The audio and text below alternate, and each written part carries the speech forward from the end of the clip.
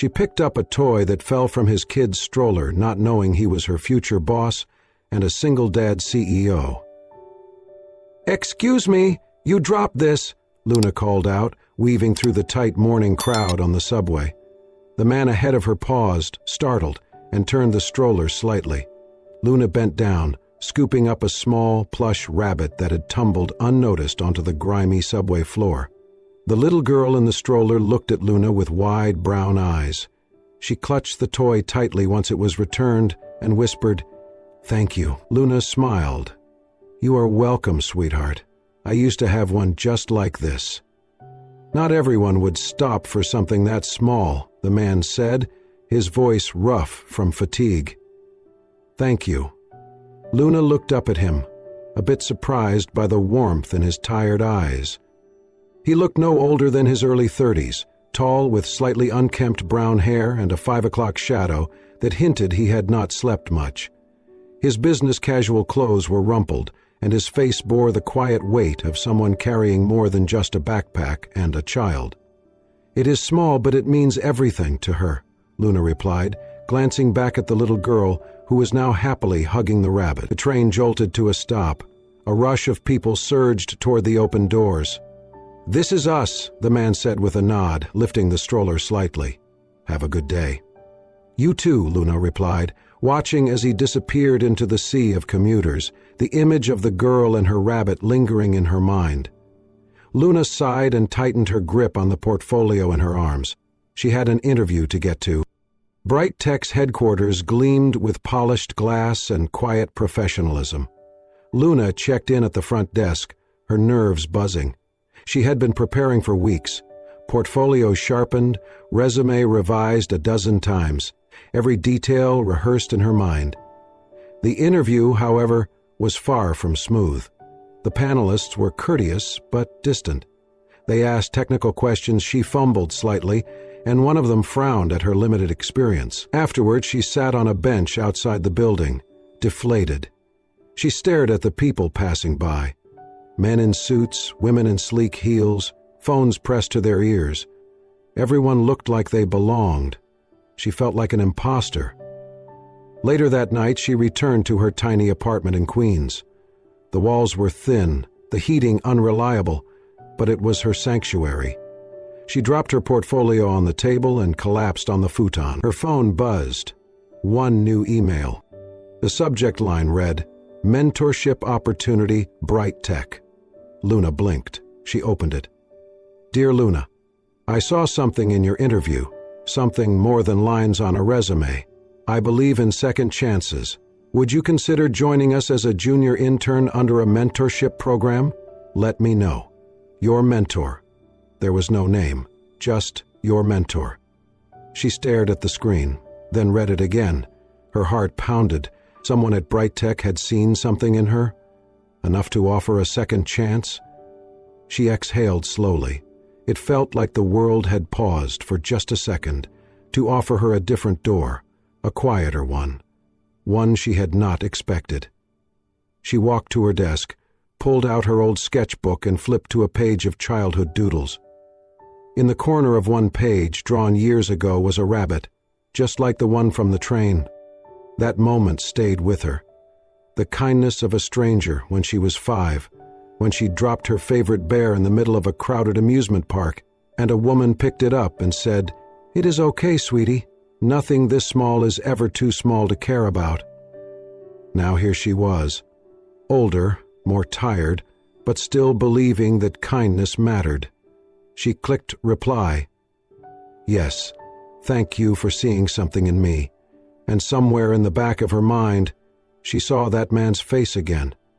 The way he looked at his daughter, the way he had thanked her, not just politely, but genuinely. She did not know his name, but she remembered the look, and she remembered the rabbit. Something told her this was not the last time she would see him. Luna stepped into the sleek lobby of Bright Tech on her first official day as a junior intern, clutching her badge with both excitement and nerves. The walls shimmered with innovation, giant screens displaying current projects, employees in modern business casual attire walking briskly with tablets in hand. Everything felt fast, efficient, and just slightly overwhelming. She was assigned to the marketing department, a floor filled with glass-walled meeting rooms, sharp voices, and the smell of artisanal coffee. Her desk was small, tucked in a corner, but it faced the city skyline. It was more than she had ever imagined. Jake, another intern, gave her a tight smile on her first morning. "Welcome," he said, his tone neutral. "They say it is rare to get in mid-cycle. You must have some strong connections." Luna blinked, taken aback. "No, I just applied." Jake raised an eyebrow but said nothing more. She turned away, focusing on her screen. Days passed in a blur of deadlines and data. The pressure was intense. Everyone was trying to outdo each other, pitching campaign ideas, staying late, volunteering for extra tasks. Luna pushed herself hard, even when she doubted whether she belonged. She was aware of how different she was. No Ivy League degree, no polished references, just grit, determination, and the memory of a rabbit on a subway floor. Then came the Monday morning meeting. The team gathered in the main conference room, murmuring over coffee cups and digital notebooks. Luna slipped into the last empty seat just as the door opened and a man walked in. He was tall, wore a navy button-down, sleeves rolled up. His hair was tousled, like he had run his hand through it a dozen times. He smiled as he stepped to the head of the table. "Morning, everyone," he said simply. "Let us make this quick. I know you are juggling a lot." Luna froze. Her heart leapt. It was him, the man from the subway, the man with the stroller, the tired eyes and the soft voice, Ryan. He continued the meeting, calm and composed, reviewing project goals, asking questions with quiet focus. "What is the audience feedback from the beta test? Has anyone run sentiment analysis on the latest rollout?" When someone stumbled on a number, he offered reassurance. When Luna hesitantly shared a campaign idea, "What if we used real user voices in our next teaser?" He looked straight at her and said, "That is a solid direction. Explore that." Her chest tightened. He was the CEO? As the meeting ended, people filed out. Luna sat still for a moment, stunned. Jake passed by and leaned in. "That is Ryan Blake, CEO. But he prefers to just go by Ryan. Low profile, total mystery. No one knows much about him." Luna nodded slowly, processing everything. Ryan had not looked at her like he recognized her. Had it really been him? Was she mistaken? No, she remembered the eyes, the way he had looked at Cheryl, the gentle warmth. Back at her desk, Luna could barely concentrate. She kept sneaking glances toward the executive floor beyond the glass, wondering, why would someone like him be on the subway with a child? Why had he helped her? And why now? Pretend nothing happened? Later that afternoon, she passed by a conference room and saw him inside, speaking with a product manager. His posture was relaxed, but his focus sharp. He nodded as he listened, scribbled something in a notebook, then laughed, soft and brief. She ducked out of sight. A knot had formed in her chest, a mix of awe and confusion. If he was truly her anonymous mentor, why not say so? Why hide? She sat back at her desk and opened a blank document, typing random words, not really seeing them. Her thoughts circled around a single question.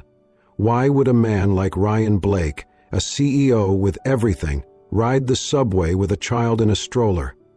And why did he look so tired? That night, Luna stood at her window, looking out over the glowing lights of New York City.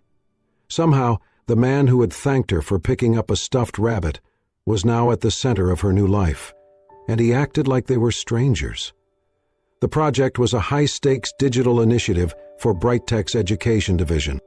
When Luna was chosen for the 5-member team led directly by Ryan Blake, she nearly spilled her coffee. In their first meeting, Ryan stood before a glass board, sleeves rolled up. "This needs to speak to real people, authentic, relatable, and built with care." His eyes scanned the room, pausing briefly on Luna.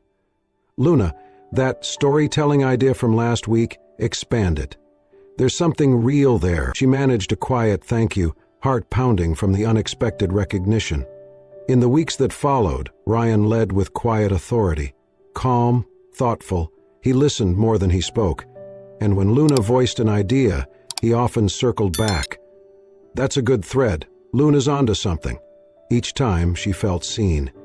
He sometimes lingered after meetings to ask, "You settling in okay?" or "Feel heard in the group?" Always gentle, always respectful. Still, he never mentioned their subway encounter, never hinted that he remembered. Then came the rainy Thursday. The team was behind schedule. Luna volunteered to pick up a prototype from a partner office. She had no umbrella, but ran anyway. By the time she returned, soaked, sniffling, head pounding, she barely made it through the day. The next morning, she found a small brown paper bag on her desk. Inside, a thermos of ginger tea, tissues, and a note. "Rest a little. Rest. R.R." She held the note, stunned. It was simple, quiet, but it reached deep.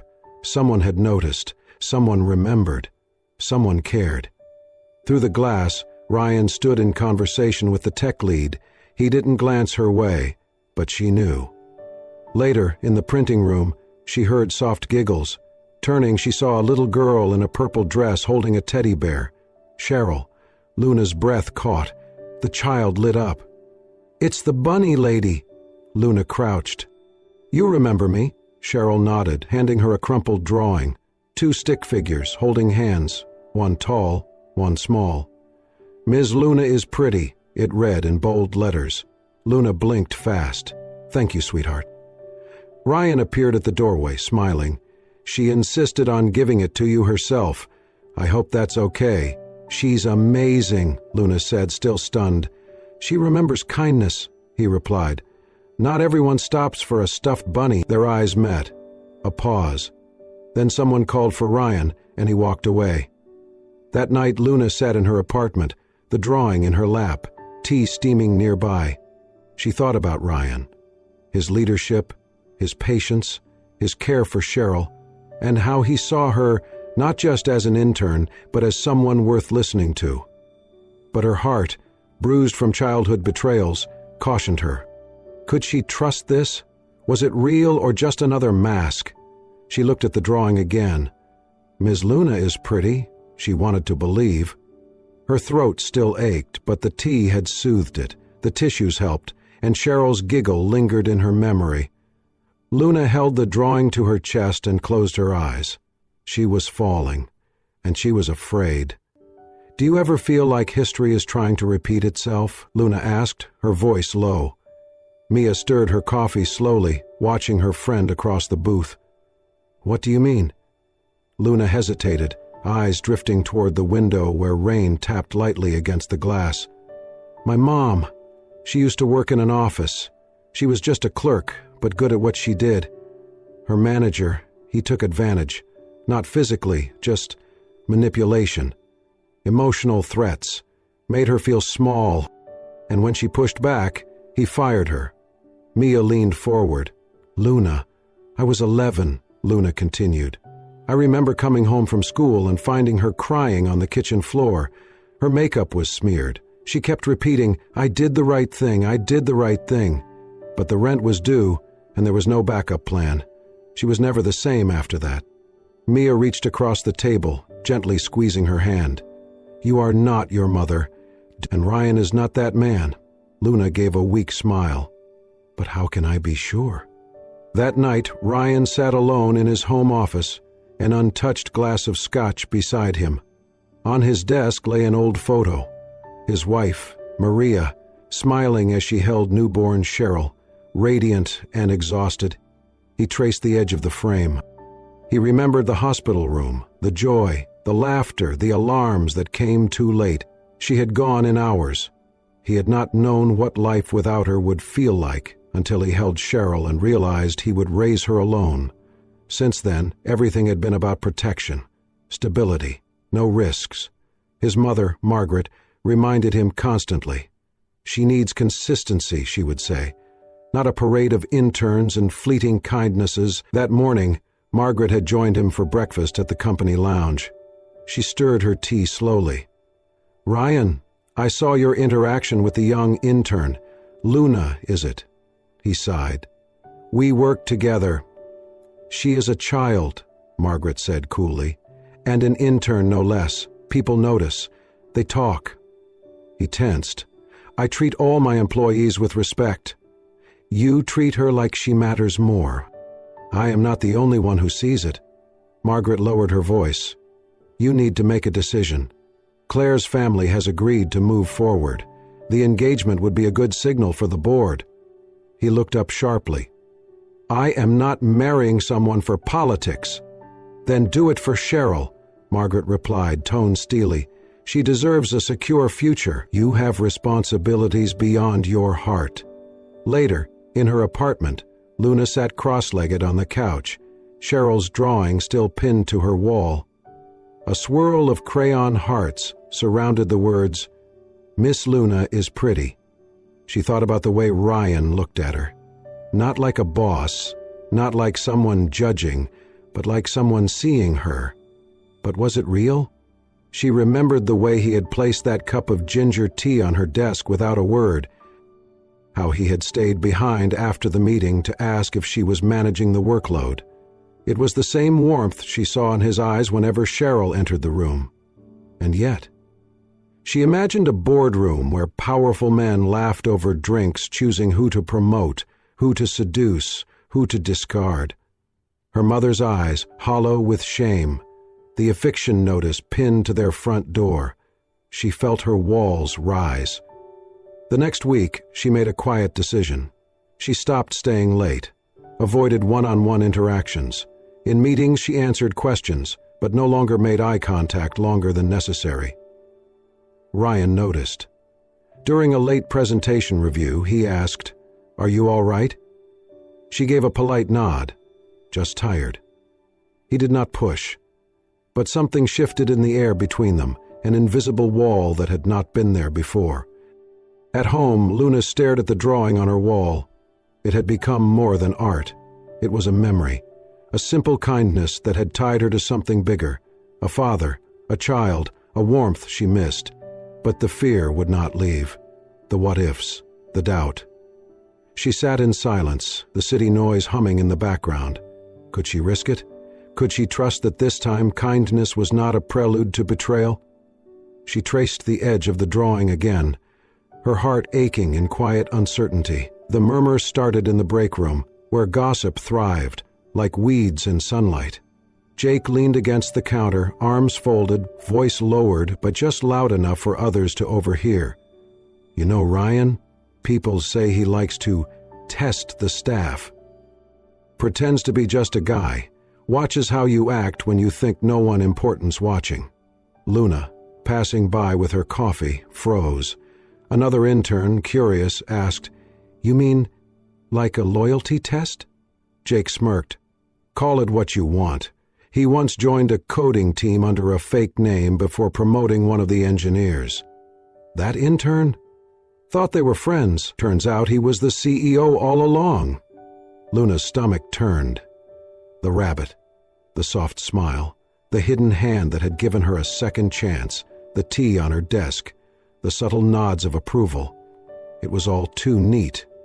Was he testing her too? That night, Luna sat on her bed, the email he had sent her weeks ago still open on her laptop, the one that had saved her internship after her rejection. She had once reread it for encouragement. Now, it read differently. Sometimes the smallest actions show the biggest character. People like you, we need more of them. Had he written that to manipulate her into loyalty, into gratitude? She started avoiding Ryan again. Her answers in meetings were clipped. She avoided eye contact. No more quiet laughs, no more gentle thank yous when he held the door. Ryan noticed. He waited until late one evening, when most employees had left. Luna was organizing files for the presentation when he entered the small glass-walled conference room. Luna, he said gently, can we talk? She nodded stiffly, still flipping through charts. I've noticed something changed, Ryan said. Did I do something wrong? She closed the folder slowly. Why did you pretend not to be the CEO that day, on the train? Ryan blinked. I did not pretend. I just did not introduce myself, and you gave me a second chance after I was rejected," she added. "You had power over my fate, and you never told me." He looked stunned. "I was trying to help, but you watched," she said, voice rising. "You watched me struggle, you watched me open up, you knew everything, and I knew nothing." Ryan's jaw clenched. "I never used what I knew against you. You tested me," Luna snapped. "Like you did that engineer Jake mentioned. You wanted to see what I would do." "No," Ryan said, firm now. "I never tested you." "Then what was it?" she challenged. "Was it some guilt project? Make the sad intern feel special? See if she's worth saving?" Ryan pulled something from his wallet and placed it on the table between them, a photo, slightly worn at the edges. He took her hand, his wife, smiling in a hospital gown, holding newborn Cheryl, both glowing. "She died the same day this photo was taken," he said quietly. "She lost too much blood. I walked out of that hospital with a baby and an empty soul. I did not know how to live after that." Luna's anger wavered. "I was not testing you," he said. "I was trying to feel human again. You picked up a rabbit on a subway floor, and for the first time in a long time I saw kindness without expectation. I gave you a chance not because I pitied you, but because you reminded me that people still care." Before Luna could reply, a small voice interrupted from the hallway. "Daddy?" Cheryl, in her polka-dot dress holding her stuffed rabbit, peeked in, worry on her face. "Why is Ms. Luna mad at you?" Ryan stood. "Sweetheart," Cheryl rushed in, wrapping her tiny arms around Luna's legs. "Please do not be mad at Daddy. He is a good daddy. He misses Mommy, but he smiles more when you are here." Luna's heart cracked. She bent down, brushing a tear from Cheryl's cheek. "I am not mad at you, sweetheart, but you are crying," Cheryl whispered. Luna could not respond. She stood, gently detaching Cheryl's arms, and walked out of the room, past Ryan, past the memories, past the guilt. In the break room, she collapsed onto the bench, tears spilling freely. From her tote bag, a folded piece of paper slipped out, Cheryl's drawing from weeks ago.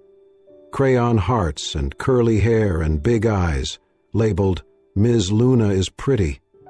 She clutched it to her chest, her shoulders trembling. For all the walls she had built, a child had walked right through, and it hurt more than she expected. Luna handed in her resignation on a rainy Thursday morning, her heart heavier than the clouds outside. The whispers in the office, the half-finished sentences that stopped when she walked in, the distance in her co-workers' smiles, it was all too much. Jake's rumor had done its damage. She was tired of defending what she could not explain, of pretending she did not care. Ryan read her letter in silence, seated behind his desk. He looked up only once, eyes unreadable. "If this is truly what you want," he said softly, "I will not stop you." Luna nodded once, tightly. "It is for the best." As she turned to leave, he added, "You should check your email before you go." She did not reply. Her inbox pinged with a message minutes later. The subject line read, "About the rabbit." She closed her laptop without reading it. The next week, she found herself working part-time at a second-hand bookstore tucked into a quiet corner of Brooklyn. The scent of old pages and wood polish calmed her. She stocked shelves, rang up customers, and spent her breaks tucked between poetry and philosophy, trying to rebuild the quiet inside her. She told herself she had made the right choice, until Cheryl walked in. It was a slow Wednesday afternoon, and Luna was shelving books in the children's section when she heard a familiar giggle. She turned and froze. Cheryl stood by the reading rug, holding a worn picture book in one hand and her bunny in the other.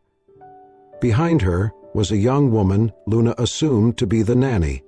"Ms. Luna!" Cheryl squealed, dropping the book and running over. She wrapped her arms around Luna's waist, burying her face in her sweater. Luna blinked, stunned. "Cheryl?" The nanny looked apologetic. She insisted we stop when she saw the store. Luna crouched, her voice low. "What are you doing here, sweetheart?" Cheryl looked up. "I missed you." Luna's heart twisted. "Do you hate my daddy?" Cheryl asked suddenly. "Because he cries when you are not there?" Luna opened her mouth, but no words came. "Says you are brave," Cheryl whispered. "Like Mommy." The world shifted under Luna's feet. The nanny called gently, and Cheryl gave Luna one last squeeze before waving goodbye, dragging her bunny behind her. Mia arrived that evening, holding 2 coffees and a knowing look. "You saw her, didn't you?" Luna nodded, still shaken. Mia handed her the phone. "You need to read that email." Luna hesitated. Her hands trembled slightly as she unlocked the screen and opened the message Ryan had sent days ago. Subject: "About the rabbit Luna, I know you are hurting, and I hate that I am part of the reason, but I need you to know something. That day on the subway, when you picked up a toy no one else would have noticed, you did more than return a stuffed animal. You saved my daughter's smile. You reminded me of my wife, who used to say, 'Kindness is what remains when the world forgets to be kind.' But more than that, when you picked up that rabbit, you gave me a reason to look up again. You made a morning that felt unbearable, bearable. You gave me a glimpse of hope when I did not think I deserved any. So no, I was not testing you. You were the one who reminded me that compassion still exists, that people still care, even when they do not have to, and for that, for everything, I thank you. I hope one day you will forgive me for not saying all of this sooner." At the bottom of the email, a scanned drawing appeared. It was from Cheryl. In crayon, beneath a wobbly sun and a smiling bunny, were the words, "Ems Luna, please do not go." Luna stared at it, her vision blurring with tears. Mia reached over, squeezing her hand. "Sometimes, the ones who see us most clearly are only 4 years old." Luna said nothing, but her tears fell freely. Something inside her cracked open, and this time she let it. The grand ballroom shimmered with light and music. Bright Tech's end-of-year gala was elegant, silver linens, jazz, and clinking glasses. Luna stood near the back, in a simple navy dress, her heart unsteady. She hadn't planned to come, but Cheryl's drawing was still in her purse, and her heart hadn't quite moved on from the man who once noticed her cough and left her tea. The lights dimmed. A spotlight lit the stage. Ryan stepped up to the podium. He looked every inch the CEO now, sharp tuxedo, calm presence, but his voice still carried that quiet warmth Luna remembered. "I stand here not just as Bright Tech's CEO," he began, "but as a father, a single father who was reminded that kindness, quiet, unnoticed kindness, still matters." The room stilled. Months ago, a young woman picked up a stuffed bunny on a subway floor. A small act, but to me it meant everything. Luna's chest tightened. "That woman is here tonight," Ryan continued. "She didn't know I was anyone important. She just cared." On the screen behind him, a logo appeared, Small Kindnesses. "It's our new initiative to support unsung heroes who make the world gentler, in neighborhoods, schools, hospitals, wherever quiet goodness lives." Applause rose. Then a small voice rang out. "Ms. Luna!" Cheryl ran toward her, arms wide. Luna knelt, overcome. "You came," she whispered. "You're my angel," the little girl said, hugging her. Camera flashes burst. From the front row, Ryan's mother, Margaret Blake, stood stiffly. She stepped to Ryan and whispered something sharp. He listened, then returned to the mic. "I want to be clear," he said, his voice steady. "The woman my daughter loves, the one who changed my life, is the person I choose. Not for business, for truth." Gasps stirred. Margaret turned and left. Later that night, snow began falling softly in Central Park. Luna and Ryan sat on a bench, Cheryl asleep beside them. "That speech," Luna began. "I meant every word," Ryan replied. "I've been scared," she said, "of you, of getting hurt again." "I've been scared too," he admitted. "My mother wanted safe choices, strategic ones. I nearly gave in, but I realized, what's the point of protecting a life that isn't real?" He pulled out a small velvet box. Luna stiffened. "Ryan." "It's not a ring," he smiled. "It's a key." Inside was a brass key on a chain. "I'm not asking for forever, just the chance to build something true, at your pace." Luna looked from the key to his eyes. "You turned down a planned engagement? For this? For you?" She hesitated. "And if it doesn't work? Then at least we tried, honestly." Wind stirred her hair. She took the key slowly from the stroller. Cheryl stirred. Luna brushed snow from her hood. "She's why I came," Luna said. "She believes in things I forgot how to." "She reminds me too," Ryan whispered. Luna reached for Cheryl's hand, then looked at Ryan. "I forgive you," she said softly. "And I believe you." He nodded, eyes damp. "That's all I ever wanted." The three of them sat beneath the snowy trees, no longer strangers, not yet a perfect picture, but something real. A small family, gently formed, chosen. 1 year later, Luna stood by the mural wall at the headquarters of Small Kindnesses, chalk dust on her fingers as she helped Cheryl draw a field of sunflowers. What began as a charity initiative had grown into something far more meaningful. Once an intern on the subway, Luna was now the public engagement coordinator, helping shape stories of compassion across New York City. Wearing a faded yellow cardigan, her hair tied in a bun, Luna looked content, her smile one of quiet joy rather than perfection. Cheryl, now 5.5, giggled beside her, adding a rainbow above the flowers. Ryan walked out of the building, toolbox in hand. "Front wheels wobbly again," he said, crouching next to Cheryl's well-loved stroller.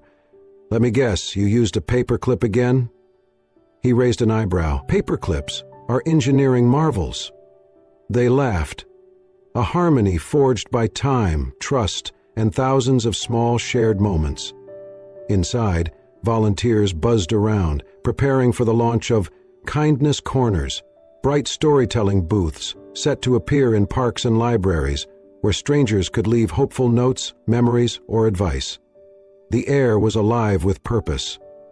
Mia arrived, arms full of wildflowers. "Told you one subway ride could change your life," she said, pulling Luna into a hug.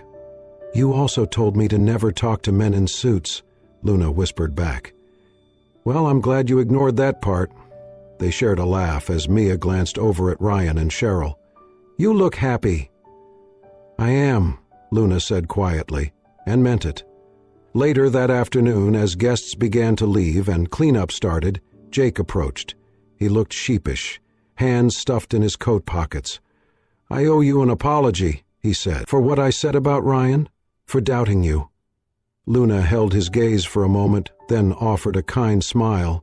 "Thank you, that means a lot." Jake hesitated. "I've been building this accessibility app for blind commuters. Been stuck on the outreach part, and I heard you're, well, kind of amazing at that now." Luna chuckled. "Let's work on it together." His eyes widened. "Really?" She nodded toward the lobby sign. "It's what we do here. Kindness." As the sun began to dip behind the skyline, Luna, Ryan, and Cheryl walked home together. Central Park blushed with early spring, buds peeking through, soft petals dancing in the breeze. Cheryl skipped ahead, one hand in Luna's, the other clutching a small white bunny. Its fur was a little faded, its neck gently sewn where it had once torn. The same bunny that had started it all. "Thanks for fixing Bun Bun again," Cheryl said cheerfully. "Now he's perfect." "No one's perfect, sweetheart," Luna replied gently. "But love makes us whole." They reached the stone bridge near the reservoir when Cheryl paused, tugging Luna's sleeve. "Luna?" "Yes, honey." "I want you to be my mommy forever." Luna knelt down slowly, heart pounding. "You do?" Cheryl nodded and placed the bunny in Luna's lap. "You fixed him. You fixed us." Ryan stopped too, eyes misting. He placed a hand on Luna's back. "She's right. You fixed more than you'll ever know." Luna cupped Cheryl's cheeks, voice trembling. "A little bunny brought us together, didn't he?" Cheryl nodded again. Luna looked at them, this child who had trusted her from the start. this man who had once been a stranger in the crowd, and whispered, "Let's go home." So they did. Beneath blooming cherry trees, with the breeze stirring the petals around their feet, they walked, hand in hand, heart to heart. Not just a man and his daughter and the woman who once picked up a toy, but a family. Not born, chosen, stitched together by kindness, mended by love, and ready for whatever came next. If this story touched your heart, made you smile, or reminded you that even the smallest act of kindness can change a life, then you've felt exactly what we hope to bring with every tale we share. We believe that love, compassion, and second chances are worth celebrating. Luna's journey, from a hopeful intern to a beloved mother figure, is just one of many powerful reminders that the world can be kinder than we expect, and that sometimes all it takes is a small gesture, like picking up a little bunny. If you want more heartfelt, emotional, and inspiring stories like this one, don't forget to like, subscribe, and turn on the notification bell to never miss a moment that just might heal your soul. Thank you for watching. Stay kind, and remember, every small kindness leaves a mark. See you in the next story.